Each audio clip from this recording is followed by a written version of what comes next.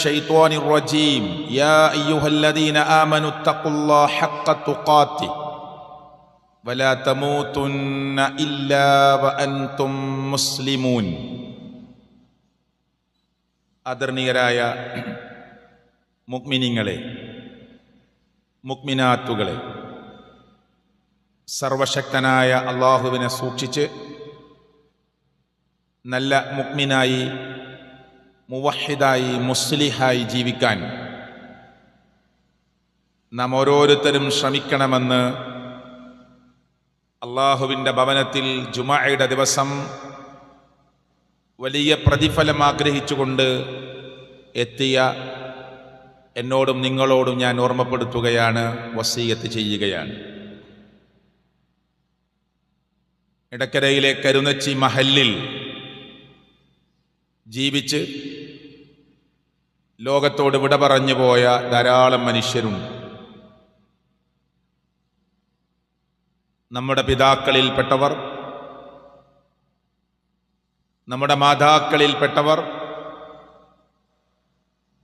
നമ്മുടെ ജ്യേഷ്ഠ അനിയന്മാർ, നമ്മുടെ സഹോദരിമാർ, ആദർശ ബന്ധുക്കൾ, മുഅ്മിനുകളായി അറിയപ്പെട്ടവർ നമ്മെ വിട്ടുപിരിഞ്ഞ് അവർ അവരുടെ ബർസഖിൻ്റെ ലോകത്തെത്തി. അള്ളാഹു അവർക്ക് മഗ്ഫിറത്തും മർഹമത്തും നൽകി അനുഗ്രഹിക്കുമാറാകട്ടെ. പലപ്പോഴായി നമ്മൾ കേട്ടിട്ടുണ്ട്, ഒരു സെക്കൻഡിൽ മിനിമം 3 പേർ ലോകത്തുനിന്ന് വിട പറയുന്നുണ്ട് എന്ന്. അതിൻ്റെ കണക്കുകൾ ഒരു ദിവസത്തിലേക്ക് മാറ്റുമ്പോൾ 2 ലക്ഷത്തിലധികം മനുഷ്യരാണ് ഒരു ദിവസം മരിക്കുന്നത്.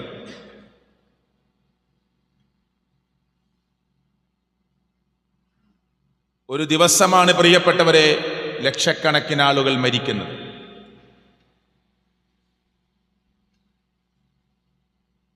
മുപ്പതും 40ഉം 50ഉം 60ഉം വയസ്സായി നമ്മൾ ഇന്നും ഇവിടെ ബാക്കിയുണ്ട്. അള്ളാഹു നമ്മെ പരീക്ഷിച്ചുകൊണ്ടേയിരിക്കുകയാണ്.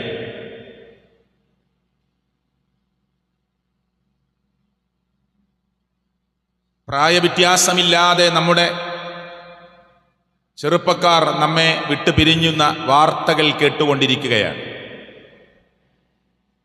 ഖുത്ബയിൽ ഞാൻ പേരെടുത്ത് പറയുന്നു, മമ്പാട് നിന്ന് മിനിഞ്ഞാന്ന് മരിച്ച ഹാഷിം എന്ന് പറയുന്ന നമ്മുടെ കുട്ടി. പേരെടുത്ത് പറയാൻ അവൻ യോഗ്യനാണ്. അള്ളാഹു മഗ്ഫിറത്ത് പ്രദാനം ചെയ്യുമാറാകട്ടെ, മർഹമത്ത് പ്രദാനം ചെയ്യുമാറാകട്ടെ. നമ്മുടെ മഹല്ലിൽ നിന്ന് മരണപ്പെട്ടവർ, നമുക്കറിയുന്ന വിശ്വാസികളുടെ കൂട്ടത്തിൽ നിന്ന് മരണപ്പെട്ടവർ, അവർക്കൊക്കെ അള്ളാഹു പുറത്തു കൊടുക്കുമാറാകട്ടെ. 18 വയസ്സ് തികഞ്ഞിട്ടില്ലാത്ത ഹാഷിം സുബഹി ജമാഅത്ത് എല്ലാ ദിവസവും മുറതെറ്റാതെ നിർവഹിക്കും. അവൻ വീട്ടിലേക്ക് മടങ്ങിയെത്തിയാൽ ഉമ്മയോടും വാപ്പയോടും പറയും, ഞാൻ ഉണ്ടാക്കിത്തരാം രാവിലത്തെ ചായ. പതിവ് സമ്പ്രദായം അങ്ങനെയാണ്. മിനിഞ്ഞാന്ന് സുബഹി കഴിഞ്ഞ് വീട്ടിലെത്തിയ നമ്മുടെ അനുജൻ വീടിൻ്റെ മുകൾ റൂമിലേക്ക് ഓടിക്കയറി. സഹിക്കാനാവാത്ത തലവേദനയുണ്ടെന്ന് പറഞ്ഞു. തിരിച്ചിറങ്ങി ഹോസ്പിറ്റലിലേക്ക് കൊണ്ടുപോയി. 1ഉം 2ഉം ഹോസ്പിറ്റൽ കഴിഞ്ഞ് വിദഗ്ധ ചികിത്സ കിട്ടുമെന്ന് പ്രതീക്ഷിക്കുന്ന മറ്റൊരു ഹോസ്പിറ്റലിലേക്ക് എത്തുന്നു. ഡോക്ടർമാർ പറയുന്നു, അവൻ്റെ തലയിൽ ശക്തമായ ബ്ലീഡിംഗ് നടന്നിട്ടുണ്ട്. അതുകൊണ്ട് ഇനി അവൻ ബാക്കിയായാൽ തന്നെ മരണം വരെ കോമാ സ്റ്റേജിലായിരിക്കും.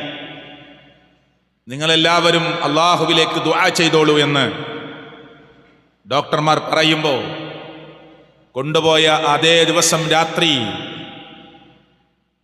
അതല്ലെങ്കിൽ ആ രാത്രി പിന്നിടുമ്പോൾ ഹാഷിം നമ്മളോട് വിട പറയുകയാണ്.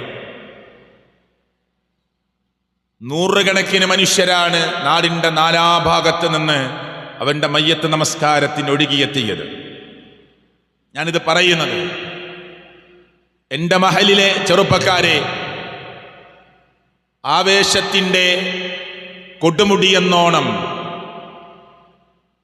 ലോകകപ്പിൻ്റെ ആവേശത്തിമിർപ്പിലാണ് മനുഷ്യർ നിൽക്കുന്നത്. കഴിഞ്ഞ ഖുത്ബയിൽ നമ്മളത് പറഞ്ഞു. ലോകത്ത് തന്നെ ഏറ്റവും വലിയ ഫ്ലെക്സ് ലോകകപ്പുമായി സ്ഥാപിച്ചിട്ടുള്ളത് മലപ്പുറം ജില്ലയിലെ ഇടക്കര കഴിഞ്ഞാൽ അടുത്ത മുണ്ട എന്ന് പറയുന്ന പ്രദേശമാണ് എന്ന വാർത്ത വന്നുകൊണ്ടിരിക്കുകയാണ്. ലോകത്ത് തന്നെ ഏറ്റവും വലിയ ഫ്ലെക്സ്. അതിൻ്റെ താഴെ കൊടുത്തിരിക്കുന്ന കമന്റ്സുകൾ വായിക്കുമ്പോൾ ലോകത്ത് തന്നെ ഏറ്റവും വലിയ വിഡ്ഢികൾ നിങ്ങളുടെ നാട്ടിലാണോ എന്ന ചോദ്യമൊക്കെ അതിൻ്റെ താഴെയുണ്ട്. നിങ്ങൾ വായിച്ചു നോക്കിയാൽ കാണാം.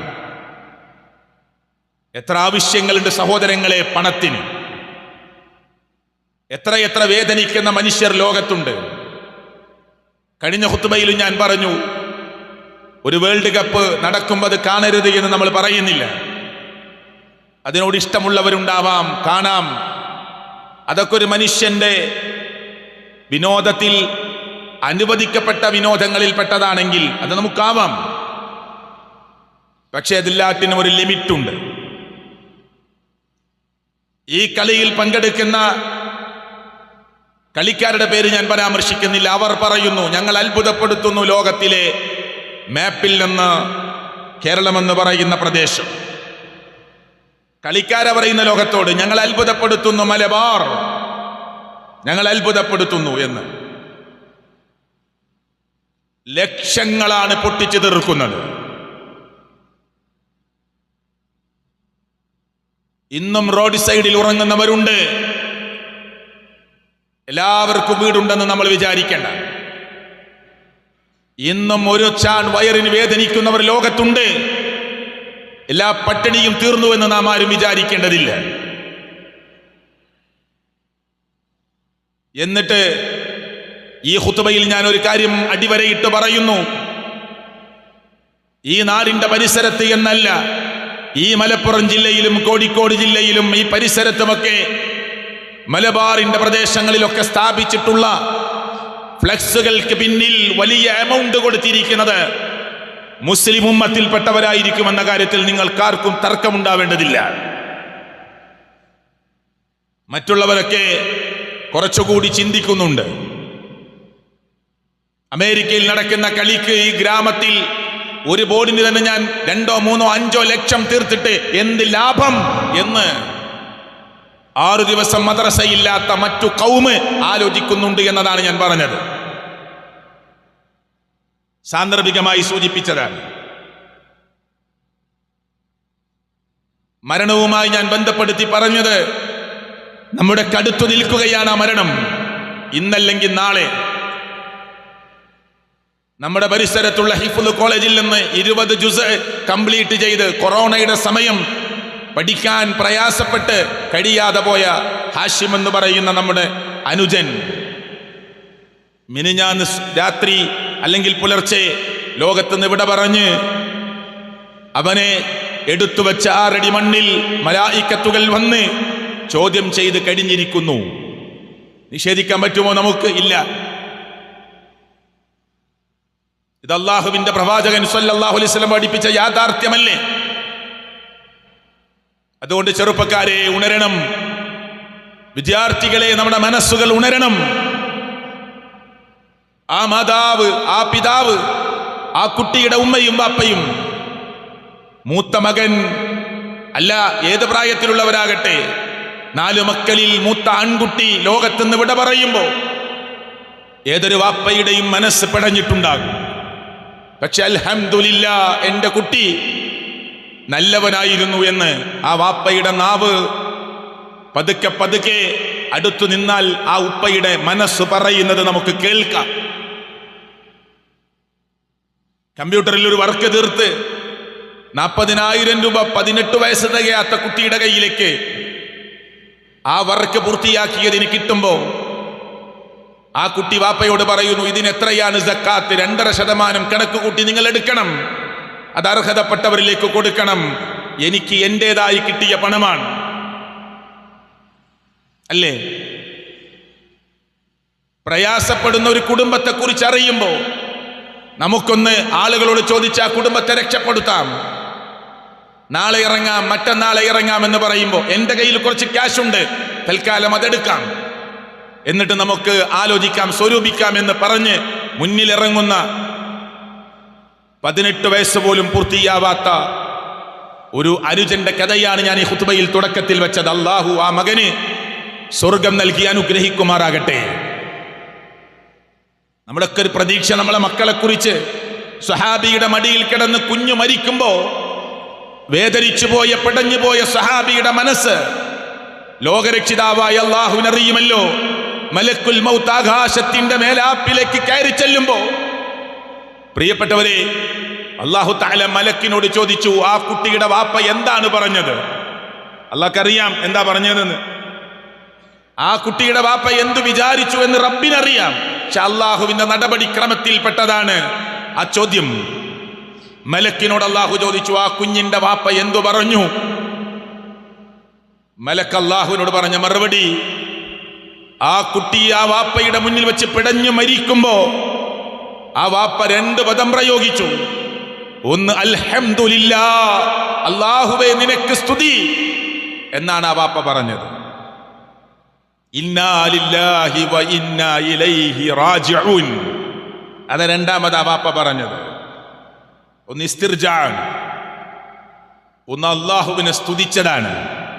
നമ്മുടെ കുഞ്ഞ് മരിക്കുമ്പോ അല്ലാഹുവേ നിനക്ക് സ്തുതി എന്ന് പറയാൻ ഒരു വാപ്പയുടെ മനസ്സെങ്ങനെ, ഒരു വാപ്പയുടെ നാവിനെങ്ങനെ സാധിക്കുന്നു എന്നതിന്റെ ഉത്തരം എന്റെ റബ്ബ് കനിഞ്ഞു നൽകിയതാണ് എന്റെ മകനെ എനിക്ക്. ആ റബ്ബാണ് തിരിച്ചു വിളിച്ചത്.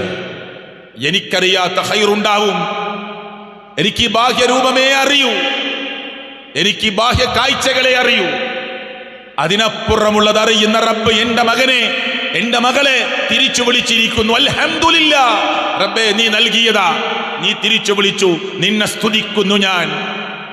അക്ഷമനായി എന്റെ നാവിൽ നിന്ന് റബ്ബേ നിനക്ക് ഇഷ്ടപ്പെടാത്തത് പറയില്ല. അക്ഷമനായി എന്റെ കൽബിൽ നിന്ന് നിനക്ക് ഇഷ്ടപ്പെടാത്തത് ഉയർന്നു വരില്ല. ഞാനിത് അക്ഷമിക്കുന്നു റബ്ബേ നിന്റെ ദീനിനു വേണ്ടി എന്നൊരു മനുഷ്യന്റെ മനസ്സ് മന്ത്രിക്കാൻ, അത് ഈമാനിന്റെ അടയാളമാണ്, അത് ഈമാനിന്റെ അടയാളമാണ്. അതുകൊണ്ട് സഹോദരങ്ങളെ, നമ്മെ തേടി നിൽക്കുന്നു നമ്മുടെ മരണം. ഖുർആൻ പറഞ്ഞില്ലേ, ഐനമാ തകൂനു യുദ്രിക്കുമുൽ മൗത്ത് വലൗ കുൻതും ഫീ ബുറൂജിൻ മുശയ്യദ. നിങ്ങളേത് ഭദ്രമായ കോട്ട കുത്തളങ്ങളിൽ പോയി ഒളിച്ചാലും മരണം നിങ്ങളെ പിടികൂടുക തന്നെ ചെയ്യും. എത്ര വലിയ ഭദ്രമായ കോട്ടകളിൽ പോയി ഒളിച്ചാലും മരണത്തിൽ നിന്ന് രക്ഷപ്പെടാമെന്ന് നിങ്ങൾ ആരെങ്കിലും വിചാരിക്കുന്നുവെങ്കിൽ അത് സാധ്യമല്ല എന്ന് മനുഷ്യന്റെ മനസ്സിലേക്ക് ഉറപ്പിച്ചു കൊടുക്കുകയാണ് അല്ലാഹു തആല സൂറത്തു നിസാ 4-ാം അധ്യായത്തിൽ 75-ാമത്തെ വചനത്തിലൂടെ. മരണം ഇന്നല്ലെങ്കിൽ നാളെ. ഈ ഇരിക്കുന്ന ഓരോ സൊഫിലും ഇരിക്കുന്ന എന്റെ മഹലിൽ, ഞാൻ ജനിച്ചു വളർന്ന മഹലിൽ എന്റെ ഉപ്പയെ പോലെ, എന്റെ ജേട്ടനെ പോലെ, എന്റെ അനിയനെ പോലെ ഒരുമിച്ച് വളരുന്ന എന്റെ ജേഷ്ഠാനിയന്മാരോട് ഞാൻ പറയാ, നമ്മൾ ഈ ജനിച്ച നാട് വിട്ട് ലോകത്ത് നിങ്ങൾ എവിടെയാണെങ്കിലും അതെല്ലാം വിട്ട് 6 അടി മണ്ണിലേക്ക് യാത്രയാവണം, നിർബന്ധമാണ്. അത് ഉറപ്പുള്ള കാര്യമാണ്. പക്ഷേ ഇന്ന് എന്നെ റബ്ബ് വിളിച്ചാൽ, ഇന്ന് എന്നെ റബ്ബ് വിളിച്ചാൽ എന്തായിരിക്കും എൻ്റെ അവസ്ഥ? അതാലോചിക്കാൻ സമയമായിട്ടുണ്ട്. സർവ ആസ്വാദനങ്ങളെയും തകർത്തെറിയുന്ന, സർവ ആസ്വാദനങ്ങളെയും മുറിച്ചു കളയുന്ന ആ മരണത്തെ നിങ്ങൾ ധാരാളമായി ഓർക്കണേ എന്ന് അല്ലാഹുവിന്റെ പ്രവാചകൻ സല്ലല്ലാഹു അലൈഹി വസല്ലം അക്തിറു ദിക്റ ഹാദിമിൽ ലദ്ദാത്ത്.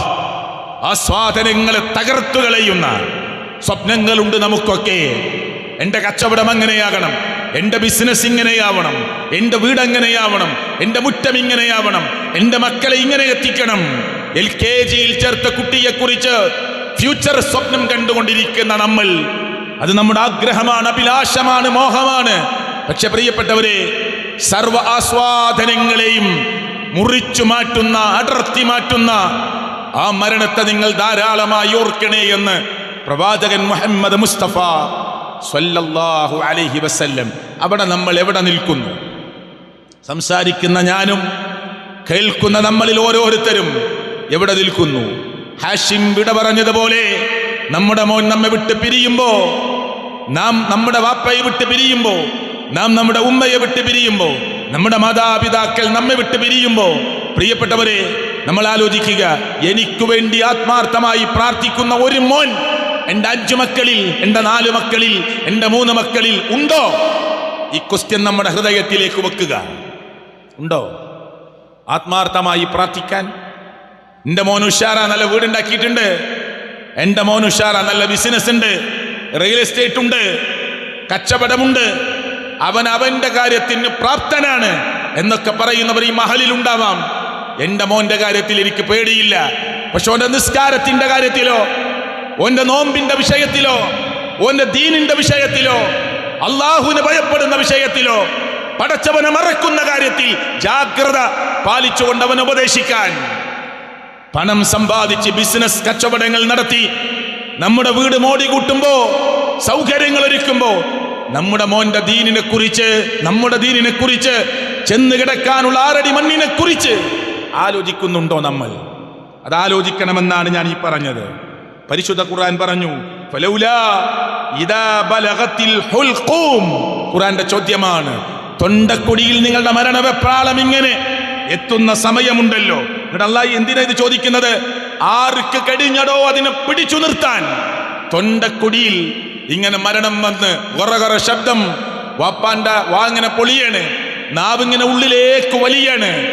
ആ വായിലേക്ക് ഇങ്ങനെ നോക്കുമ്പോ നാവ് ചെന്നിങ്ങനെ തൊണ്ടയിൽ അടഞ്ഞതുപോലെ, അവിടെ ഇങ്ങനെ അടച്ചു പിടിക്കുന്നത് പോലെ, വലിയൊരു ഗ്ലാസ് വെള്ളം ഇങ്ങനെ ഒഴിച്ചു കൊടുത്താൽ പോകുമെന്ന് നാം വിചാരിക്കുമ്പോ 2 സൈഡിലൂടെയും ഇങ്ങനെ ഒലിച്ച് താഴോട്ടിറങ്ങി, പ്രിയപ്പെട്ടവരെ, കണ്ണുകൾ ഇങ്ങനെ മറിയുന്ന, കൈ ഇങ്ങനെ കൂട്ടിപ്പിടിക്കുന്ന, കട്ടിലിന്റെ സൈഡിൽ ഇങ്ങനെ മുറുക്കി പിടിക്കുന്ന, കാലുകൾ ഇങ്ങനെ പാമ്പ് പിണയുന്നത് പോലെ കാലുകൾ തമ്മിൽ ഇങ്ങനെ കൂട്ടിപ്പിണയുന്ന ആ മരണത്തിന്റെ വിളിയാളമറിഞ്ഞ് വേദന സഹിച്ച് വിളിച്ചു പറയാനാവാതെ ലോകത്തുനിന്ന് വിട പറഞ്ഞു പോകുന്ന സന്ദർഭത്തിൽ അള്ളാഹുവിന്റെ ചോദ്യമാണ്, ഫലൗലാ ഇദാ ബലഗത്തിൽ ഹുൽഖൂം. തൊണ്ടക്കുടിയിൽ നിന്റെ മരണം ഇങ്ങനെ എത്തിയ സമയത്ത്, പ്രിയപ്പെട്ടവരെ, മനുഷ്യരോട് ചോദിക്കുകയാണ്, എന്താ നിനക്ക് പിടിച്ചു നിർത്താനാവാത്തത്? വഅൻതും ഹീനഹിദിൻ തൻദുറൂൻ. നിങ്ങളിങ്ങനെ നോക്കി കാണുകയാണല്ലോ മരണം, മലക്കുകൾ ഇങ്ങനെ കാണുകയാണല്ലോ, അവിടെ ആ ശബ്ദം ഇങ്ങനെ കേൾക്കുകയാണല്ലോ. നോക്കി നിൽക്കാനല്ലാതെ, ഒന്ന് തടഞ്ഞു നിർത്താൻ, മതി ഇപ്പം മരിപ്പിക്കല്ലേ എന്ന് പറയാൻ, ഒരു ദിവസം നീട്ടിക്കൊണ്ട എന്ന് പറയാൻ, ഒന്ന് തട്ടിമാറ്റാൻ സാധിക്കുമോ നിങ്ങൾക്ക് എന്ന അള്ളാഹുവിന്റെ ചോദ്യം. പ്രസക്തമല്ലേ ഈ ചോദ്യം? അല്ലേ? എന്തിനാ സുഹൃത്തുക്കളെ ഈ വമ്പ്? എന്തിനാണ് ഈ അഹങ്കാരം? എന്തിനാ ഈ പൊങ്ങച്ചം? എന്തിനാ ഈ ഗർവ്? എന്തിനാ ഈ പിടിച്ചുവെക്കൽ? എന്തിനാ ലുപ്തത? എന്തിനാ പിശുക്ക്? എന്തിനാ ദൂർത്ത്? ചോദ്യങ്ങൾ ഇങ്ങനെ ചോദിച്ചു നോക്ക്. കൊണ്ടുപോയവർ, ഈ നാട് വിട്ടു പോയവർ, നമ്മുടെ വാപ്പമാരിൽ, ഉമ്മമാരിൽ, ചേട്ടന്മാരിൽ, അനിയന്മാരിൽ, പള്ളിപ്പടിയിലെ ഖബർസ്ഥാനിൽ, പള്ളിയുടെ പിറകിൽ കിടക്കുന്ന ഖബർസ്ഥാനിൽ നമ്മുടെ ബാക്കിയുള്ളവർ പോയപ്പോ എന്ത് കൊണ്ടുപോയി? ഖബറൊന്ന് പൊന്തിച്ചു നോക്കിയാൽ 3 തുണിയിൽ പൊതിഞ്ഞു വെച്ച തുണിക്കഷ്ടം ദ്രവിച്ചു പോയി. വാരിയലിന്റെയോ തൊടയലിന്റെയോ നടുവല്ലിന്റെയോ ചില ഭാഗങ്ങൾ മാത്രം ഇവിടെ ബാക്കിയായി. എല്ലാം മണ്ണിലേക്ക് ചേർന്ന് പുഴുക്കൽ തിന്നു തീർത്ത ചില അംശങ്ങൾ മാത്രമേ നമുക്ക് കാണാൻ പറ്റൂ. എന്ത് കൊണ്ടുപോകാൻ സാധിച്ചു അവർക്ക്? നാടിനെ ഭരിച്ച വലിയ രാജാക്കന്മാർ കൈവിരലുകളും ഈ കൈപ്പള്ളിയും ഇങ്ങനെ കട്ടിലിന്റെ പുറത്തേക്കിട്ട് എന്റെ മയ്യത്ത് കൊണ്ടുപോകണമെന്ന് എഴുതി വെച്ചതും പറഞ്ഞതും എന്തിനായിരുന്നു? നിങ്ങളൊക്കെ വിചാരിക്കുന്നുണ്ട് ഞാൻ വലിയവനാണ് എന്ന്, ഞാൻ ഈ രാജ്യത്തിന്റെ സാമ്രാജ്യങ്ങളുടെ ഭരണാധികാരിയാണ് എന്ന്. പക്ഷേ അഹന്ത നിങ്ങൾക്കാർക്കും വേണ്ട. എന്റെ മയ്യത്ത് കൊണ്ടുപോകുമ്പോ ഞാൻ സമ്പാദിച്ച നോട്ടുകെട്ടുകൾ ഇങ്ങനെ മയ്യത്ത് കെട്ടിലിന്റെ പിറകിൽ വിതറി എന്റെ 2 കൈകളും പുറത്തേക്കിട്ട് കൈ ഇങ്ങനെ മലർത്തിപ്പിടിച്ചു കൊണ്ടുപോകണം എന്റെ മയ്യത്ത് എന്ന് പറഞ്ഞ രാജാക്കന്മാർ കടന്നുപോയിട്ടുണ്ട്. നാട്ടുകാരെ ബോധിപ്പിക്കാനാണ്. നിങ്ങളൊക്കെ തെറ്റിദ്ധരിച്ചു പോയി എനിക്ക് പലതും ചെയ്യാൻ പറ്റുമെന്ന്. ഇതാ 2 കൈയും മലർത്തിപ്പിടിച്ച് ശൂന്യമായ കരങ്ങളുമായി ഞാൻ പോവുകയാണ്, നിങ്ങളും വരണേ പിന്നാലെ ഈ ഖബറിലേക്ക് എന്ന് മനുഷ്യരെ ബോധിപ്പിക്കാനാ. കൊണ്ടുപോയോ? നമ്മുടെ കുടുംബങ്ങൾ എന്തെങ്കിലും കൊണ്ടുപോയോ? കൊണ്ടുപോയോ സുഹൃത്തുക്കളെ? നമ്മൾ തിന്നത്, നമ്മൾ കുടിച്ചത്, നമ്മൾ അണിഞ്ഞത്, പ്രിയപ്പെട്ടവരൊക്കെ ഇങ്ങനെ തീർന്നു പോയില്ലേ? നമ്മൾ കൊടുത്തത് ബാക്കിയാണ്. ഞാൻ അവിടേക്ക് പോകുന്നില്ല. നമ്മൾ ആരും അറിയാതെ കൊടുത്തത് ബാക്കിയാണ്. അത് ഖബറിലേക്ക് വെളിച്ചമായി വരും. മരിച്ചുപോയ വാപ്പാന്റെ ഖബറിന്റെ അടുത്ത് ചെന്നും ചെല്ലാതെയും ലോകത്തിന്റെ രക്ഷിതാവായ റബ്ബിനോട് എന്റെ ഉപ്പാക്ക് പുറത്തു കൊടുക്കണേ എന്ന് പറയുന്ന നമ്മുടെ 4 മക്കളിൽ ഒരു മോൻ ഒരു മോൾ, പ്രിയപ്പെട്ടവരെ, അത് ബാക്കിയാകും. വലദുൻ സ്വാലിഹുൻ യദ്ഉ ലഹു, അവന് വേണ്ടി പ്രാർത്ഥിക്കുന്ന ഒരു നല്ല സന്താനം. സർവശക്തനായ അല്ലാഹ് നമ്മുടെ മക്കളെ അവനിഷ്ടപ്പെട്ട മക്കളാക്കി മാറ്റി അനുഗ്രഹിക്കുമാറാകട്ടെ. ഒരു വാക്കുപോലും പ്രിയപ്പെട്ടവരെ ആ മലക്കുകളുടെ രേഖപ്പെടുത്തലുകളിൽ നിന്ന് ഒഴിഞ്ഞു മാറി അത് റെക്കോർഡിൽ വരാതെ ഉച്ചരിക്കാൻ പറ്റാത്ത ദുർബലന്മാരാണ് നമ്മൾ. ഒരു വാക്കുപോലും ആരും അറിഞ്ഞിട്ടില്ലെന്ന് വിചാരിക്കുന്നവർ, രഹസ്യമായ ചാറ്റിംഗ് നടത്തുന്നവർ, എല്ലാവരും ഉറങ്ങിക്കിടക്കുമ്പോ വീട് വിട്ടിറങ്ങുന്നവർ, തോന്നിവാസത്തിന്റെ വൃത്തികേടിന്റെ അശ്ലീലതയുടെ ആഭാസത്തിന്റെ വടികൾ തേടുന്നവർ, അവർ വിചാരിക്കുന്നു ആരും അറിയുന്നില്ല എന്ന്. ഭാര്യ അറിഞ്ഞിട്ടില്ല, കുടുംബം അറിഞ്ഞിട്ടില്ല. വൃത്തികേട് ചെയ്യുന്ന സ്ത്രീ വിചാരിക്കുന്നു ഭർത്താവ് അറിഞ്ഞിട്ടില്ല. അള്ളാഹുവിന്റെ പ്രഖ്യാപനം, മാ യൽഫിളു മിൻ ഖൗലിൻ ഇല്ലാ ലദൈഹി റഖീബുൻ അതീദ്. നിരീക്ഷകന്മാരുടെ രേഖപ്പെടുത്തലുകളില്ലാതെ ഒരു വാക്കുപോലും ഒരു മനുഷ്യന് ഉച്ചരിക്കാൻ കഴിയില്ല. ഒരു വാക്കുപോലും ഇല്ല സുഹൃത്തുക്കളെ, അത് രേഖപ്പെടുത്തി വെക്കുകയാണ്. എന്നിട്ട് അള്ളാഹു തുടർന്ന് പറയുന്നത് എന്തറിയോ?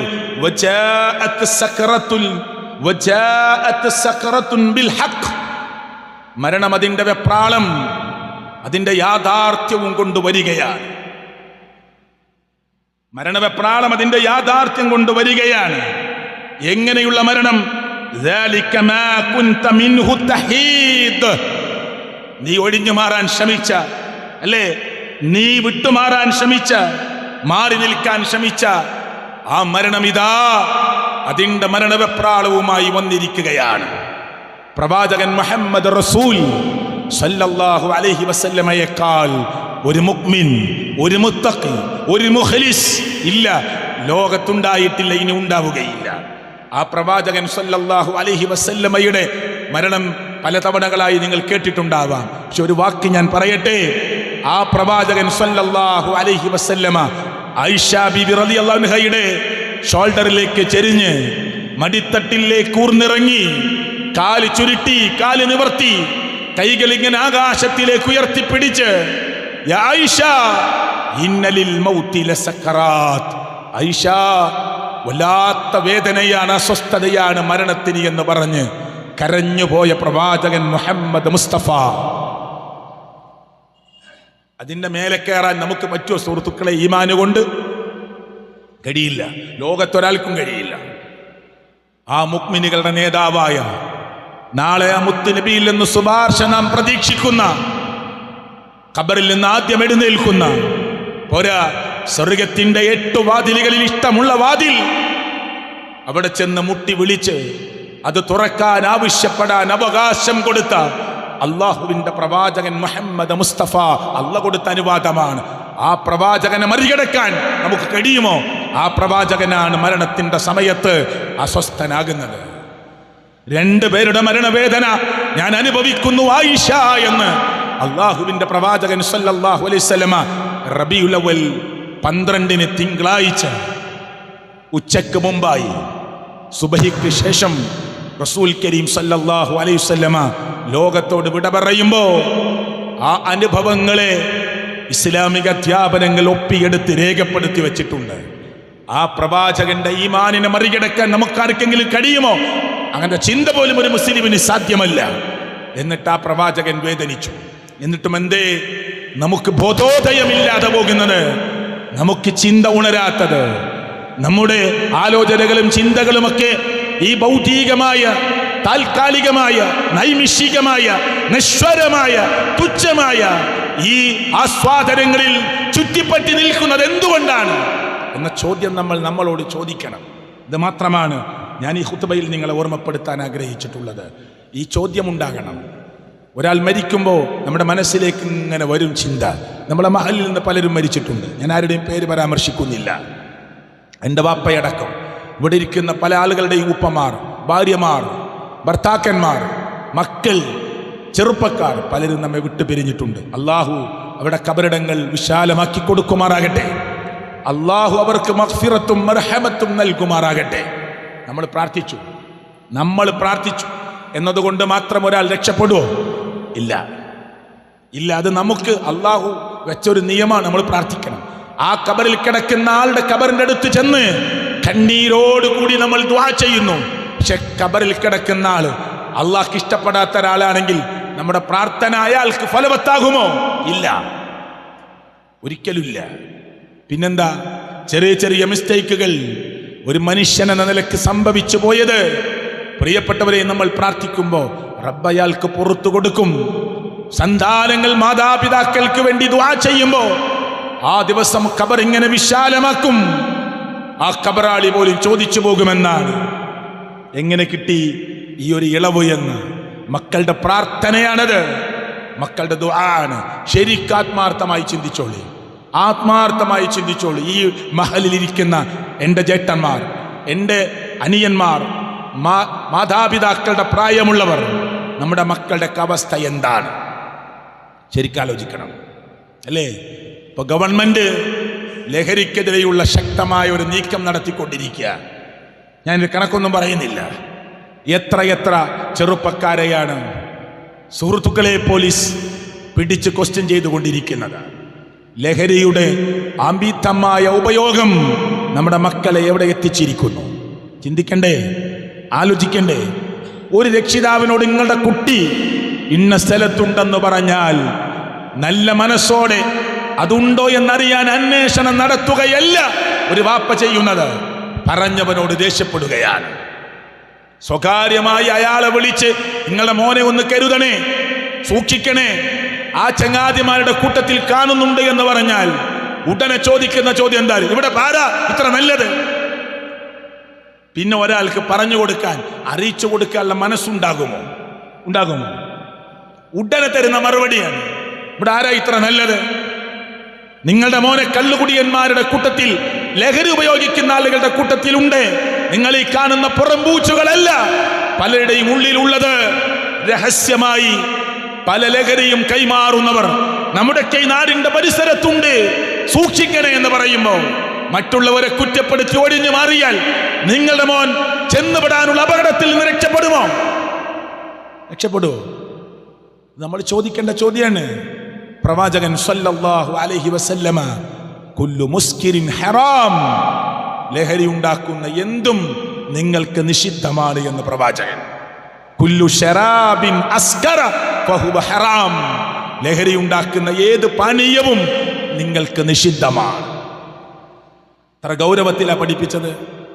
അതുകൊണ്ട് തൻ്റെ ഉമ്മറപ്പടിയും കടന്ന് തൻ്റെ വീട്ടിലെ ബെഡ്റൂമിൽ, തൻ്റെ മോള് കിടക്കുന്ന റൂമിൽ, തൻ്റെ മോൻ കിടക്കുന്ന റൂമിൽ അപകടമെത്തുമ്പോഴാണ് ആ പറഞ്ഞതൊക്കെ ശരിയാണ് എന്ന് ആലോചിക്കുന്നത്. അറിയോ, സ്വന്തം ഉമ്മക്ക് നേരെ, വാപ്പക്ക് നേരെ കത്തി ഓങ്ങുകയല്ല, മറിച്ച് ഉമ്മയെ കുത്തി മലർത്തുന്നു, അച്ഛനെ കുത്തി കൊലപ്പെടുത്തുന്നു. എത്ര സംഭവങ്ങളാണ്. പക്ഷെ എന്നിട്ടും ആളുകൾ ബോധോദയം അവർക്കുണ്ടാകുന്നില്ല. തൻ്റെ മോനെ ഒന്ന് ചേർത്ത് പിടിച്ച്, തൻ്റെ മോളെ ഒന്ന് ചേർത്ത് പിടിച്ച് മരണത്തെക്കുറിച്ച് പറഞ്ഞുകൊടുത്ത് തൻ്റെ മോനെയും കൂട്ടി പള്ളിക്കാട്ടിലേക്ക് ചെന്ന് ആ കബറിടം ഒന്ന് കാണിച്ചു കൊടുത്ത്, മോനെ, എത്ര വലിയ നിന്റെ ക്ലാസ് ഫ്രണ്ടുകളുടെ കൂടെയും ഇന്റിമേറ്റ് ഫ്രണ്ടുകളുടെ കൂടെയും നിന്റെ ചങ്കായി അറിയപ്പെടുന്ന കൂട്ടുകാരുടെ കൂടെയും നീ എന്തൊക്കെ ചെയ്തു നടന്നാലും മോനെ, ഈ കുത്തിവെച്ച 6 അടി മണ്ണിനുള്ളിലേക്ക് വാപ്പയെ വെക്കും, നിന്നെ വെക്കും, നിന്റെ കൂട്ടുകാരെ വെക്കുമെന്ന ഒരു തിരിച്ചറിവ് ആ മകൻ ഉണ്ടാക്കി കൊടുക്കാൻ ആ മോന്റെ കൈ പിടിച്ച് ഷോൾഡറിൽ കൈവച്ച് എത്ര വാപ്പമാർ പള്ളിപ്പറമ്പിലേക്ക് നടന്നിട്ടുണ്ട്. ചോദിക്കുകയാണ് ഞാൻ, എന്നോടും നിങ്ങളോടും ചോദിക്കുകയാണ്. ചിന്തിക്കാനാണ് ഈ ചോദിക്കുന്നത്, ആലോചിക്കാനാണ് ഈ ചോദിക്കുന്നത്. സർവശക്തനായ അല്ലാഹ് ചിന്തിക്കുന്ന, ആലോചിക്കുന്ന ആളുകളുടെ കൂട്ടത്തിൽ എന്നെയും നിങ്ങളെയും ഉൾപ്പെടുത്തി അനുഗ്രഹിക്കുമാറാകട്ടെ. അല്ലാഹുവേ, നല്ല ദിശാബോധമുള്ള മക്കളുടെ കൂട്ടത്തിൽ ഞങ്ങളുടെ മക്കളെ ചേർത്തി റബ്ബേ, നിന്റെ ദീനിനനുസരിച്ച് ജീവിക്കുന്ന ആളുകളുടെ കൂട്ടത്തിൽ അവരെയും ഞങ്ങളെയും ഉൾപ്പെടുത്തി അനുഗ്രഹിക്കണേ അല്ലാഹ്.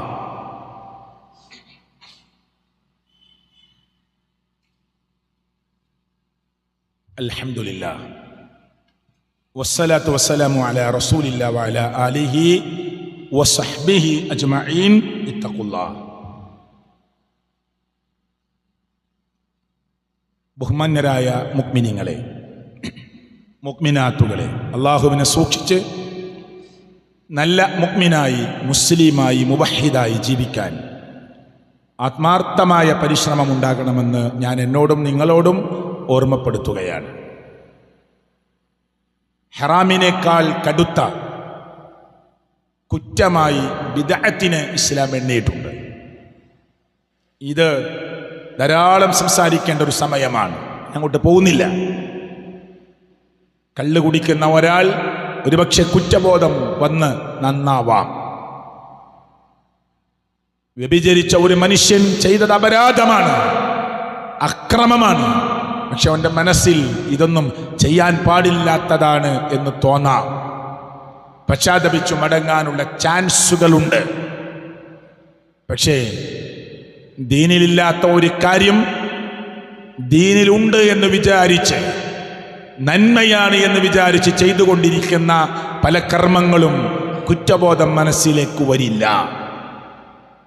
അതുകൊണ്ട് ദീനായി പലതും ഇതൊക്കെ ഈ മാസത്തിൽ ചെയ്യേണ്ടതാണ്, ഈ മാസത്തിൽ ചെയ്യാൻ പാടില്ലാത്തതാണ് എന്നൊക്കെ പറഞ്ഞുകൊണ്ട് പല നോട്ടീസുകളും പല ലേഖനങ്ങളും ഒക്കെ നിങ്ങളുടെ മുമ്പിലെത്തും. അപ്പോ ചിന്തിക്കണം, ഇതിൽ ദീനിന്റെ വശം എന്താണ്? നമുക്കൊക്കെ ബുദ്ധി അള്ളാഹു നൽകിയിട്ടുണ്ട്. ഇവിടെ ഡ്രൈവേഴ്സ് ഉണ്ട്, നല്ല ബിരുദാനന്ദ ബിരുദമെടുത്തവരുണ്ട്, നല്ല നല്ല ഡിഗ്രി എടുത്തവരുണ്ട്, ബിസിനസ്സിൽ, ക്രയവിക്രയങ്ങളിൽ, കച്ചവടങ്ങളിൽ നല്ല കണ്ണിങ്ങായി പെരുമാറാൻ പറ്റുന്നവരുണ്ട്. അതൊക്കെ എവിടുന്നാ ബുദ്ധി കിട്ടിയത്? ഒക്കെ അള്ളാഹു നൽകിയതാ. ദീന് മാത്രം എന്താ മനസ്സിലാവാത്തത്? ഇത്രയും ചിന്താർഹമായി ചെയ്യേണ്ട കച്ചവടം മനസ്സിലായല്ലോ. നൂറുകണക്കിന് ഇനങ്ങളുണ്ടായിട്ട് എല്ലാ പേരും മനസ്സിൽ ഓർമ്മയുണ്ടല്ലോ. എല്ലാറ്റിൻ്റെയും പ്രൈസ്, മാർക്കറ്റ് വില അറിയുമല്ലോ. 4-5 വയസ്സുള്ള കുട്ടികളെ കൊണ്ട് യൂട്യൂബിലും ഫേസ്ബുക്കിലും സോഷ്യൽ മീഡിയയിലും ഓരോ രാജ്യത്തിൻ്റെയും ഫുട്ബോൾ താരങ്ങളുടെ പേര് പറയിപ്പിക്കാൻ വാപ്പക്കും ഉമ്മക്കും കഴിയുന്നുണ്ടല്ലോ. അടുത്ത കളി ആരോടാണ്, ഏതൊക്കെ ടീമുകളാണ് എന്ന് 4, 3, 5 വയസ്സുള്ള മക്കൾ സോഷ്യൽ മീഡിയയിൽ വന്ന് പറയുന്നുണ്ടല്ലോ. അതൊക്കെ ഓർത്തു വെക്കാൻ അവർക്ക് കഴിയുന്നുണ്ട്. ഇതൊക്കെ ചെയ്യാൻ പറ്റുന്ന ഈ സമൂഹത്തിന് ദീന് മാത്രം എങ്ങനെ മനസ്സിലാവാതെ പോകുന്നത്? അതിന്റെ താല്പര്യക്കുറവാണ്. അപ്പൊ ദീനിലും കുറെ തർക്ക വിഷയങ്ങളൊക്കെ ഉണ്ട്. നമ്മൾ വെറുതെ ഒരു സെൽഫി പള്ളി ഉണ്ടാക്കിയതല്ല, വെറുതെ മാറി നിന്നതല്ല. മുസ്ലിങ്ങളൊക്കെ ഒറ്റ പ്ലാറ്റ്ഫോമിൽ നിന്ന് ഒന്നിച്ചു പോകേണ്ട സമയമാണിത്. പക്ഷേ ആദർശ രംഗത്ത് നാം വേറെ പള്ളി വെച്ച് നാം വേറെ പ്രവർത്തിക്കുന്നത് ആരോടുമുള്ള വെറുപ്പല്ല, അള്ളാഹുവിന്റെ ദീനിനോടുള്ള കൂറാണ്. ഒരു വ്യക്തിയോടുമുള്ള വൈരാഗ്യമല്ല, എന്റെ റബ്ബിനോടുള്ള മഹബത്താണ്. ഏതെങ്കിലും വ്യക്തികളോടുള്ള വൈരാഗ്യമല്ല, എന്റെ പ്രവാചകൻ മുഹമ്മദ് റസൂൽ സ്വല്ലല്ലാഹു അലൈഹി വസല്ലമയോടുള്ള അടങ്ങാത്ത പ്രേമമാണ്. അതുകൊണ്ട് ദീനും നമ്മൾ പഠിക്കാൻ തയ്യാറാവണം. തർക്കല്ലേ, പല വിഷയത്തിൽ ഞാൻ പോകുന്നില്ല. ഫൈൻ തനാസഅതും, നിങ്ങൾക്കിടയിൽ തർക്കമുണ്ടായി. ഫൈൻ തനാസഅതും ഫി ഷൈ, ഒരു വിഷയത്തിൽ നിങ്ങൾക്കിടയിൽ തർക്കമുണ്ടായാൽ, ഏതായാലും തർക്കിക്കേണ്ട വിഷയത്തിൽ ഞാൻ പോവാ എന്നല്ല, ഫറുദ്ദൂ, ആ തർക്കമുള്ള വിഷയത്തെ നിങ്ങൾ മടക്കണം. എവിടേക്ക്? ഇലല്ലാഹ്, അള്ളാഹുവിലേക്ക് മടക്കണം, ഖുർആനിലേക്ക് മടക്കണം. വറസൂൽ, അള്ളാഹുവിന്റെ പ്രവാചകനിലേക്ക് മടക്കണം. എന്നിട്ട് അല്ലാഹ് ആയത്ത് അവസാനിപ്പിക്കുമ്പോൾ പറയാ, ഇൻ കുൻതും തുഅ്മിനൂന ബില്ലാഹി വൽ യൗമിൽ ആഖിർ ദാലിക ഖൈർ വഅഹ്സനു തഅ്വീലാ, നിങ്ങൾ അള്ളാഹുവിലും പരലോകത്തിലും വിശ്വസിക്കുന്നവരാണെങ്കിൽ നിങ്ങൾക്കതാണ് നല്ലത്. തർക്കമുണ്ടാകുമ്പോൾ പഠിക്കണം. അതുകൊണ്ട് എനിക്കിതൊന്നും മനസ്സിലാവില്ല പറയാൻ, വിശ്വാസികളെ നമുക്ക് അവകാശമല്ല. നമുക്കെല്ലാം മനസ്സിലാവുന്നുണ്ട്. ജന്മനാ ബുദ്ധിക്ക് തകരാറുണ്ട്, പരലോകത്ത് നമുക്ക് കുറ്റല്ല. ഒരു മനുഷ്യന് ഭ്രാന്തായി പോയി, പരലോകത്ത് കുറ്റല്ല, മറിച്ച് ബാക്കി എല്ലാ കാര്യം മനസ്സിലാവുന്നുണ്ട്, ദീന് മാത്രം മനസ്സിലാവില്ല എന്ന് പറഞ്ഞാൽ അത് അല്ലാഹു നമ്മളെ വെറുതെ വിടില്ല. അതുകൊണ്ട് ദീനിലേക്ക് പല ഇത്തിക്കണ്ണികളും കയറി വരുന്നുണ്ട്. നാം നട്ടുവളർത്തിയ നല്ല മരത്തെ, കായ്ച്ച് പൂവിട്ട് നിൽക്കുന്ന മരത്തെ ചില ഇത്തിക്കണ്ണികൾ പിടിച്ച് കുലുക്കി കരിച്ചു കളയും. ദീനാണെന്ന് പറഞ്ഞ് പലതും കയറി വരും. ദീനല്ലാത്തത് ദീനായി പ്രചരിപ്പിക്കും. പുണ്യകരമാക്കപ്പെട്ട മാസം അത് ശകുനത്തിന്റെ മാസമായി പറയും. ഷിയാക്കളിൽ നിന്ന് വന്നതാണ്. വിവാഹം നിശ്ചയിക്കാൻ പാടില്ല. അല്ല പുണ്യകരമായി പറഞ്ഞ മാസത്തിൽ വിവാഹം നിശ്ചയിക്കാൻ പാടില്ല. ഷിയാക്കൾ പറഞ്ഞുണ്ടാക്കിയതാ. അത് മുസ്ലിങ്ങൾ ഏറ്റെടുക്കുക. വീടിന് തറയിടാൻ പാടില്ല, ഒരു കല്യാണ നിശ്ചയം നടത്താൻ പാടില്ല, നല്ലൊരു സ്ഥലത്തേക്കുള്ള യാത്ര തുടങ്ങാൻ പാടില്ല. ഇതൊക്കെ ശകുനമുണ്ട് എന്ന് പറയുന്നവർ എന്നിട്ട് ദീനിലേക്ക് പലതും കൂട്ടിച്ചേർക്കും. ഈ ബിദ്അത്ത് എല്ലാ ഖുത്ബയിലും കേൾക്കും. കുല്ലു ബിദ്അത്തിൻ ദലാല, എല്ലാ ബിദ്അത്തും വഴികേടാണ്, എല്ലാ പുത്തനാചാരവും വഴികേടാണ്. എല്ലാ വഴികേടും പ്രിയപ്പെട്ടവരെ നരകത്തിലേക്കുള്ളതാണ്. അതുകൊണ്ട് ദീനിലേക്ക് പലതും കയറി വരുമ്പോൾ ഓരോ വിഷയം എടുത്ത് സംസാരിക്കാൻ സമയമില്ല. അതിനെക്കുറിച്ചൊന്ന് പഠിച്ച് മനസ്സിലാക്കാനുള്ള ശ്രമം നമ്മൾ നടത്തണം. പ്രവാചകൻ സല്ലല്ലാഹു അലൈഹി വസല്ലം പറഞ്ഞു, മൻ അഹ്ദസ ഫീ അംരിനാ ഹാദാ, നമ്മുടെ കാര്യത്തിൽ ആരെങ്കിലും ഒരു വിഷയം പുതുതായി കൊണ്ടുവന്നാൽ, അള്ളാഹുവിന്റെ ദീനായി മുത്തുനബി പഠിപ്പിച്ച ദീനിലേക്ക് വല്ലതും ആരെങ്കിലും പുതുതായി കൊണ്ടുവന്നാൽ, മാ ലൈസ ഫീഹി ഫഹുവ റദ്ദ്, അത് മതത്തിൽപ്പെട്ടതല്ല, അത് ദീനിൽപ്പെട്ടതല്ല. ഫഹുവ റദ്ദുൻ, അത് റദ്ദു ചെയ്യേണ്ടതാണ്. മൻ അമില അമലൻ ലൈസ അലൈഹി അംറുനാ, ഒരു കാര്യം ഒരാൾ ചെയ്യുന്നു, നമ്മുടെ കൽപ്പനയില്ലാത്ത കാര്യമാണ്, ഫഹുവ റദ്ദ്, അത് തള്ളപ്പെടേണ്ടതാണ്. ഇബ്നു ഉമർ റളിയല്ലാഹു അൻഹു പറയാ, അബ്ദുള്ള എന്നറിയപ്പെടുന്ന ഉമർ ഇബ്നുൽ ഖത്താബ് റളിയല്ലാഹുവിന്റെ മോൻ പറയാ, കുല്ലു ബിദ്അത്തിൻ ദലാല, ദീനിലേക്ക് പുതുതായി ഉണ്ടാക്കുന്ന എല്ലാം അത് പ്രിയപ്പെട്ടവരെ കൃത്യമായി ദലാലത്താണ്. എന്നിട്ട് ഇബ്നു ഉമർ റളിയല്ലാഹു പറയാ, വ ഇൻ റആ അന്നാസ്, ജനങ്ങൾ അതിനെ നോക്കിക്കാണുന്നത് ഹസന, നല്ലതായിട്ടാണ്. ഒരു വലിയ ഭൂരിപക്ഷ മുസ്ലിങ്ങൾ അത് നല്ലതാണ് എന്നാണല്ലോ പറയുന്നത്. നാട്ടിലെല്ലാവരും അതെന്താ പ്രശ്നം, നല്ലതല്ലേ എന്നല്ലേ പറയുന്നത്. ജനങ്ങളൊക്കെ നല്ലതാണ് എന്ന് പറഞ്ഞാലും ദീനിലേക്ക് കടത്തിക്കൂട്ടുന്നത് വലാലത്താണ്, വടികേടാണ്. ആ വടികേട് നരകത്തിലേക്കുള്ളതാണ്. ഇതൊരു സൂചനയാണ്. വിഷയങ്ങളെ പഠിക്കാൻ നമ്മൾ തയ്യാറാവണം. ഏത് വിഷയം വരട്ടെ, റബീഉൽ അവ്വൽ ആഘോഷം വരട്ടെ, ദീനിലുള്ളതാണോ അല്ലേ എന്ന് പരിശോധിക്കണം. ദീനിലുള്ളതാണോ അല്ലേ എന്ന് പരിശോധിക്കണം. ശകുനം പറഞ്ഞിറങ്ങുമ്പോൾ ദീനിലുള്ളതാണോ അല്ലേ എന്ന് പരിശോധിക്കണം. ഇത് ദീനിന്റെ ഭാഗമാണ് എന്ന് പറയുമ്പോൾ ഇത് ഷിയാക്കൾ പഠിപ്പിച്ചതാണോ എന്ന് കൃത്യമായി അന്വേഷിക്കണം. അതിനെനിക്ക് നേരമില്ലെന്ന് പറഞ്ഞ് ഒഴിഞ്ഞു മാറരുത് എന്ന് മാത്രമാണ് ഞാൻ ഈ രണ്ടാമത്തെ ഖുത്ബയിൽ നിങ്ങളെ ധൈര്യപ്പെടുത്താൻ ആഗ്രഹിച്ചിട്ടുള്ളത്. ചിന്തിക്കുന്ന ആലോചിക്കുന്ന ആളുകളുടെ കൂട്ടത്തിൽ അള്ളാഹു നമ്മേവരെയും ഉൾപ്പെടുത്തി അനുഗ്രഹിക്കുമാറാകട്ടെ. അള്ളാഹുവെ, ഞങ്ങളുടെ മാതാപിതാക്കൾ ഞങ്ങളെ വിട്ടുപിരിഞ്ഞിട്ടുണ്ട്. അവരുടെ കബറിടങ്ങളെ നീ വിശാലമാക്കി കൊടുക്കണേ അല്ലാഹ്. അള്ളാഹുവെ, അവർക്ക് നീ മഗ്ഫിറത്തും മർഹമത്തും നൽകി അനുഗ്രഹിക്കണേ അള്ളാഹുവെ, ഞങ്ങളുടെയൊക്കെ മരണം അടുത്ത സെക്കൻഡിൽ, അടുത്ത മിനിറ്റിൽ, അടുത്ത മണിക്കൂറിൽ, ദിവസത്തിൽ, മാസത്തിൽ, വർഷത്തിൽ നീ നിശ്ചയിച്ചതുപോലെ നടക്കുമ്പോൾ ലാ ഇലാഹ ഇല്ലല്ലാ എന്ന കലിമത്തു തൗഹീദ് ഉച്ചരിച്ച് മരിക്കാനുള്ള മഹാഭാഗ്യം ഞങ്ങൾക്ക് നീ പ്രദാനം ചെയ്യണേ അല്ലാഹുവേ, കടത്തിൽ കുടുങ്ങിയവർ ഞങ്ങളുടെ കൂട്ടത്തിലുണ്ട്. ഹലാലായി അത് വീട്ടാനുള്ള മാർഗം അല്ലാഹുവേ ഞങ്ങൾക്കും അവർക്കുമൊക്കെ നീ ഉണ്ടാക്കി കൊടുത്ത് അനുഗ്രഹിക്കണേ അല്ലാഹുവേ, ഞങ്ങൾ സമ്പാദിക്കുന്നത് ഹലാല് മാത്രമാണ് എന്ന് പരിശോധിക്കാനുള്ള നല്ല മനസ്സും സന്ദർഭവും സാഹചര്യവും ഞങ്ങൾക്ക് നീ പ്രദാനം ചെയ്യണേ അല്ലാഹുവേ, ഞങ്ങളുടെ കൂട്ടത്തിൽ രോഗികളുണ്ട്, ഹോസ്പിറ്റലിൽ കിടക്കുന്നവരുണ്ട്, വീട്ടിൽ വന്ന് റെസ്റ്റ് ചെയ്യുന്നവരുണ്ട്, പള്ളിയിലേക്ക് വരാൻ പറ്റാത്തവരുണ്ട്. നീ അവർക്കൊക്കെ ശമനം നൽകി അനുഗ്രഹിക്കണേ ഈ ഖുത്ബ തുടങ്ങുന്നതിന് മുമ്പ് ഞങ്ങളുടെ കൂട്ടത്തിൽ നിന്ന് മരണപ്പെട്ടു പോയ ഞങ്ങൾക്കറിയുന്ന പലരുമുണ്ട്. അല്ലാഹുവേ, അവർക്ക് നീ മഗ്ഫിറത്ത് നൽകണേ മർഹമത്ത് നൽകണേ മാതാപിതാക്കൾക്ക് ഉപകാരം ചെയ്യുന്ന മക്കളാക്കി ഞങ്ങളെ നീ അനുഗ്രഹിക്കണേ അല്ലാഹുവേ, ഒരാൾക്ക് ഉപകാരം ചെയ്യാൻ കഴിഞ്ഞില്ലെങ്കിലും ഒരാളെയും നാവ് കൊണ്ടോ ശരീരം കൊണ്ടോ പണം കൊണ്ടോ സാന്നിധ്യം കൊണ്ടോ ഉപദ്രവിക്കാതിരിക്കാനുള്ള നല്ല സാഹചര്യങ്ങളെ ഞങ്ങൾക്ക് നീ പ്രദാനം ചെയ്യണേ അല്ലാഹ്. അല്ലാഹുമ്മ ഗഫിർ ലിൽ മുഅ്മിനീന വൽ മുഅ്മിനാത്ത് വൽ മുസ്ലിമീന വൽ മുസ്ലിമാത്ത്. അല്ലാഹുമ്മ ഗഫിർ ലിൽ മുഅ്മിനീന വൽ മുഅ്മിനാത്ത് വൽ മുസ്ലിമീന വൽ മുസ്ലിമാത്ത്. റബ്ബനാ തഖബ്ബൽ മിന്നാ ഇന്നക അൻതസ് സമീഉൽ അലീം. اللهم خلص قلوبنا من الرياء. اللهم خلص قلوبنا من النفاق. اللهم خلص قلوبنا من الشرك والكفر. آمين آمين برحمتك يا أرحم الراحمين.